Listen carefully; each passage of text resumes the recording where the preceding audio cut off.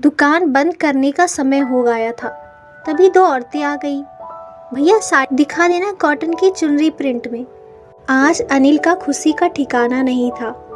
आज 5 महीने हो गए अपनी छोटी सी दुकान खोले। आज से पहले कभी ऐसा नहीं हुआ। आज सुबह से 10-15 कस्टमर आ चुके हैं और बिक्री भी ठीक ठाक हो गई। सच बोलूं तो इस दुकान का किराया निकालना भी बहुत मुश्किल हो रहा था। रोज 1 या 2 साड़ी तो कभी एक सूट बेच पाता था या कभी सिर्फ 1-2 दुपट्टे ही। अनिल ने माँ की सारी पूंजी लगा दी। सोचा माल ठीक रखूंगा तो लोग भी आएंगे, लेकिन लोग आते ही नहीं थे। दुकान भी अनिल ने मेन रोड से सटे एक पतली सी गली में मिली। लोगों को तो ठीक से दिखता भी नहीं होगा, पर एक बोर्ड मेन रोड पर लगा रखा है अनिल ने। सामने मेन रोड पर ही एक सरदार जी की साड़ियों की दुकान है। इस छोटे शहर के ज़्यादातर लोग उन्हीं की बड़ी दुकान से कपड़े लेते हैं। रोज सैकड़ों कस्टमर उनकी दुकान पे आते, पर लगता है माँ के आशीर्वाद से उनकी दुकान की रौनक में अब कुछ कम कर दूंगा। आज खुशी के साथ हैरानी भी हो रही है। कल ही तो माँ से अनिल ने फ़ोन पर दुकान बंद कर गली से निकलते हुए बातें कर रहा था। माँ, चाचा ठीक ही कहा था, कोई छोटी मोटी नौकरी कर ले, दुकान चलाना तेरे बस की बात नहीं। और इतनी पगड़ी देकर दुकान भी मिली तो एक गली में जहाँ ग्राहक नहीं पहुँच पाते।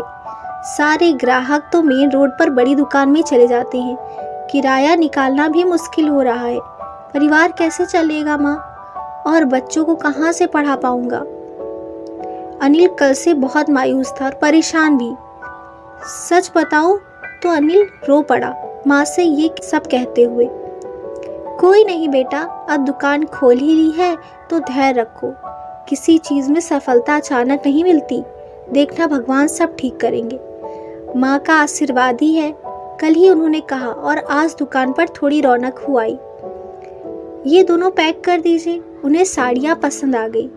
अनिल बिल बना रहा था, तभी एक औरत बोल पड़ी, सरदार जी ने ठीक कहा था कि कॉटन की साड़ियाँ भी अच्छी मिल जाएंगी यहाँ, और दाम भी ठीक लगाते हैं। जी कौन सरदार जी? यही अपने बूटा जी साड़ी वाले। उनके पास चुनरी प्रिंट की साड़ियाँ नहीं थी। अनिल को बड़ा आश्चर्य हुआ। बूटा जी अपने कस्टमर यहाँ क्यों भेज रहे हैं? उनके यहाँ तो खुद सारे कलेक्शन होते हैं। अनिल ने पैसे लेकर गले में रख लिया। दुकान बंद करके उनके दुकान पर पहुंचा। वे भी दुकान बंद ही कर रहे थे।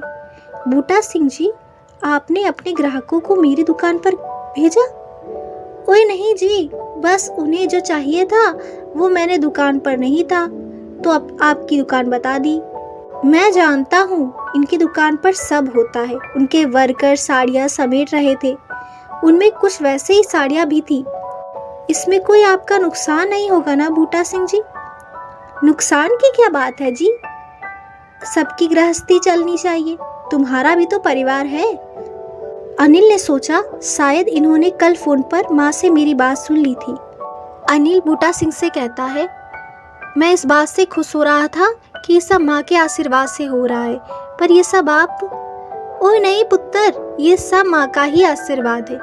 हम सबकी माएँ तो एक सी ही होती है ना। उन्हें देख अनिल ने खुद की अपनी सोच पर शर्मिंदा था। उसकी आंखें नम हो गई।